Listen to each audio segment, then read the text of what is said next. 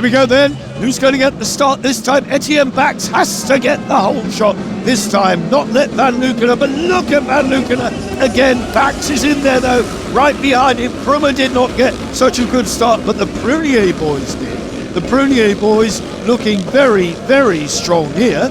Going through into third place ahead of Justin Kerben. Wilkinson had a good one. Prima's in front of him. Tim Pruma, the German, leading Brett Wilkinson this time, but it's the same old duo at the front. Van Lukenen, Bax, Kerben, and there, what a great start by the French champions. Kilian and Yvon Prunier, number 94. Tim Pruma comes next, then it's Brett Wilkinson. Dan Foden behind him. The Leal-Bardis boys in blue this time out, the 101. So Brett Wilkinson gained a few points on the Leal-Bardis boys. So he's got himself a bit of a breathing space. Back at the front, Van Lukenen, Etienne Bax, André Tchermak, Van Lukenen, Nicolas Mousset, the French passenger of Van Lukenen, so vastly experienced, such a pleasant man as well, family man. A lot of these guys are getting into the family zone. They all have children, those at the front, those at the sharp end.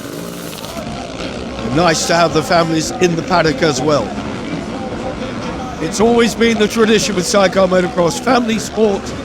Kids grow up in the paddock and naturally they follow. Look at this battle now. Bax on the heels of Van Lukenen. He wants this one, he needs it. He's given away 3 points in race 1, so that championship distance is now 21 points. Bax is acutely aware of it. This has happened in the last 2 Grand Prix where they've taken 1 victory each. Koen-Hermans, Ben van den Bogart, a better start this time, but they're still having to work. They're not quite mid-pack, but they are well down the order, but still in third in the title, still carrying that number 3. Not what they wanted, but I do believe that their championship hopes have now vanished. Not enough time left, and through goes another one. That'll do. I'll take that. Hermans goes up another place. Oh, look at these guys, the Germans, Pruma, and the Frenchman, Rodolphe Le Breton, with Leal-Bardis now breathing down their necks. Podium last time out for the Leal-Bardis boys. They are so strong. Getting stronger all the time. They are the future. There's no doubt about that. The number 47 crew, that's Artist Double Dare, French crew being passed, Double Dare and Alexandre Tourbier. A good number of French here as well. 9 nations competing. So a good spread of national representation. Dan Foden, number 10, Brian Humphrey, with Marco Heinze and Rudy Betchart, 93, breathing down their necks as well. There's a lot of heavy breathing going on here. The ambient temperature, about 34 degrees. Utterly exhausting. Brett Wilkinson, Joe Millard, class act. Lying 4th in the championship and looking to retain that. They're now on the back of Kerben. So that's their nemesis, the number 7 crew in front. And Brett going through on the inside. Has he made it stick? Indeed he did. So needed that one, pulled a few points back again on Kerben. Brett and Joe. Strong performance, having their best season. Kerben though fighting back. Joe, a quick look over the shoulder before they drop it in to the left-hander. Left-hand chair versus right-hand chair. What a battle these are having.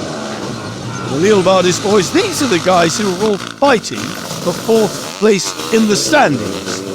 And at the moment, they are in the positions. No, they're not, because Brett is still in 4th in the standings. And now, Leal-Bardis is going past Kerben. This is not what Brett Wilkinson wants. Either of these guys sniffing around. But he's in the pound seats at the moment. He is leading them on the track, so he's pulled back a few points. It is really close, this battle for 4th in the standings. And this battle in the race is close as well. Leal-Bardis now moving through on Justin Kerben. So Justin Kerben slowing somewhat. Conditions here incredibly hot. Good crowd though. It's still Brett Wilkinson, Joe Miller. We're following these guys, and so we should be, because this is where the 4th place battle is. How fast the Latvians are over that jump. Oh, putting the sidecar wheel into Joe Millard's back. He didn't flinch. Tough little cookie, Joe Millard, been around a long time, knows the game, knows where to put himself, and is strong. In actual fact, if you're stocky, short and stocky, that's better from a passenger point of view. You don't have to flex your knees quite so much.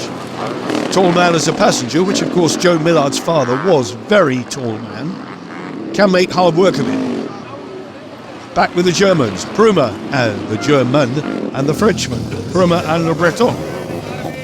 That's it then, Van Luken on his way to the checkered flag, high in the air, double victory.